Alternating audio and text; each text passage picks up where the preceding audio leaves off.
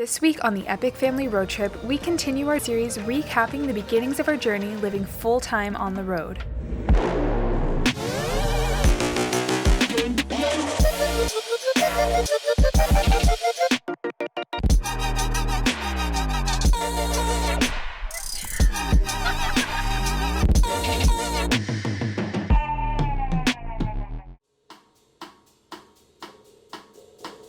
In last week's episode, we went through the process of deep cleaning and preparing our newly retrofitted Jeep Wrangler for shipping to New Zealand.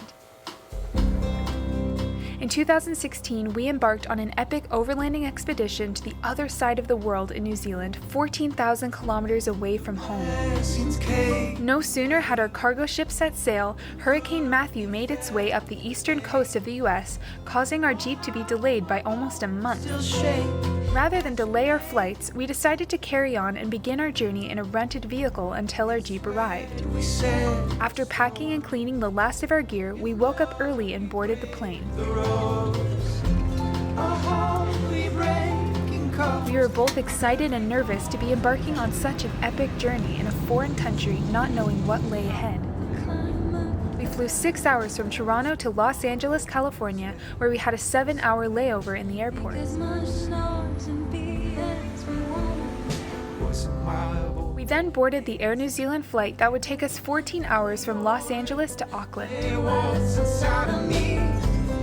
had no idea what adventures, misadventures, and life-changing experiences awaited us in New Zealand, but we were ready. Nearly 14 hours later, we got our first glimpse of the outlying islands. The fields of glories now. The fields of glories now. Welcome to Auckland, everyone. Once we landed, the first thing we needed to acclimatize to was the fact that we were now in the southern hemisphere, and November was the beginning of summer season.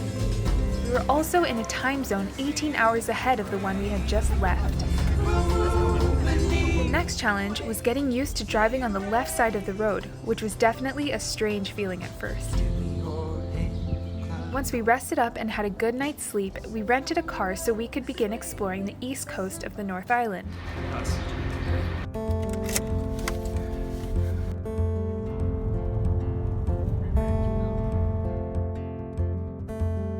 Woke up this morning with the sunrise in my eyes. We first drove to the Bay of Plenty to a town called Tauranga and camped on the beach beneath Mount Maunganui. Breath of fresh air in my life. I don't know how, don't know why, but I'll be toasting all my life.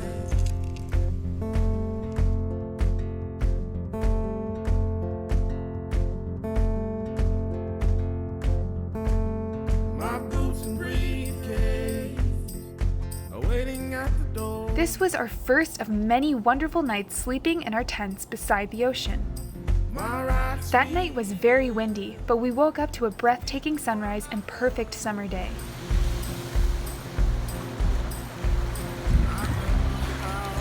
We decided to hike 761 feet up Mount Maunganui and enjoyed the incredible views and plant life.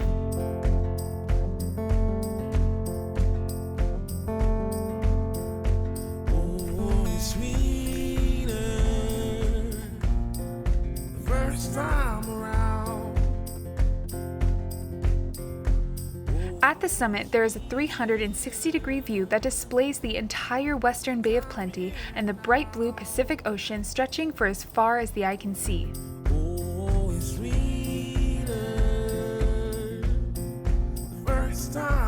After an amazing hike, we hit the road north to the Coromandel Peninsula to camp at beaches along the east coast.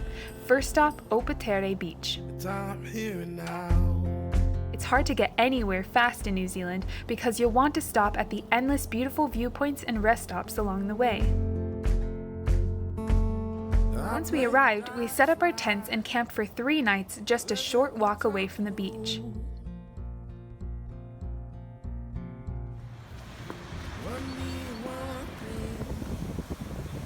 The entire time we were camping there, we had the entire beach to ourselves.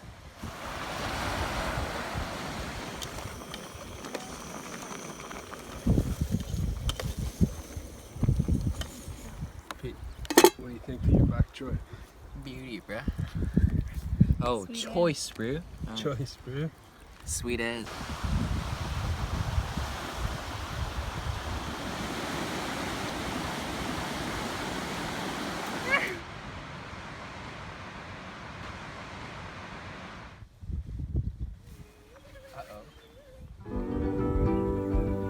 We then headed further north to Heihe Beach.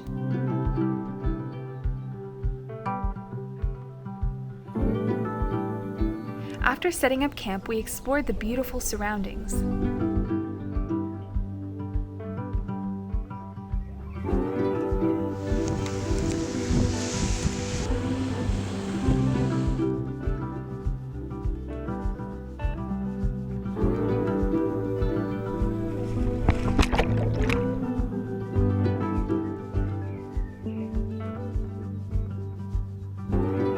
There was a rope swing at the north end of the beach where we played for hours.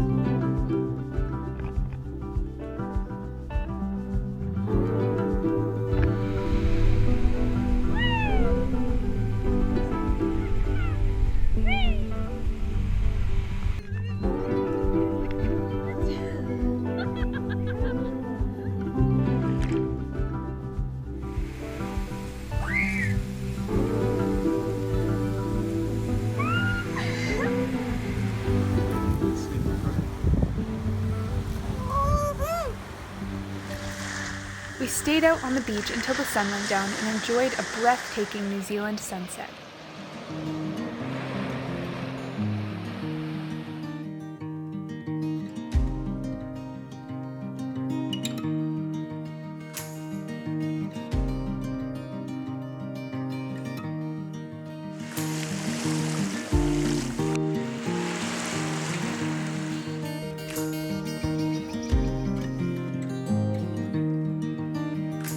The next day we got up and headed out to hike to the famous Cathedral Cove.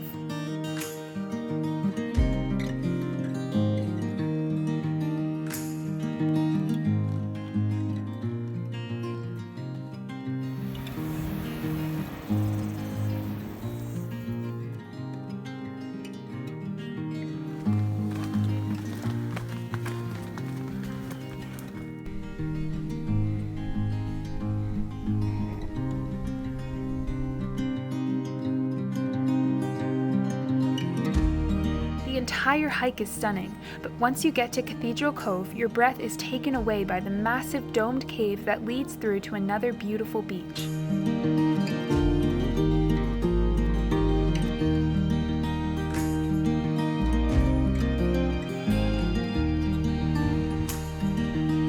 Cool, I want to go in there.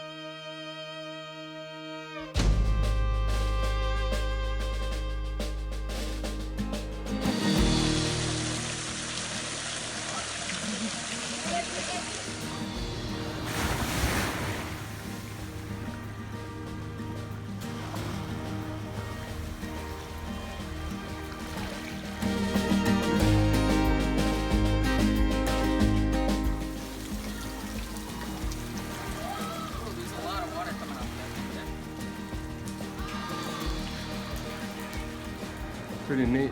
I bet you the waves splash in here.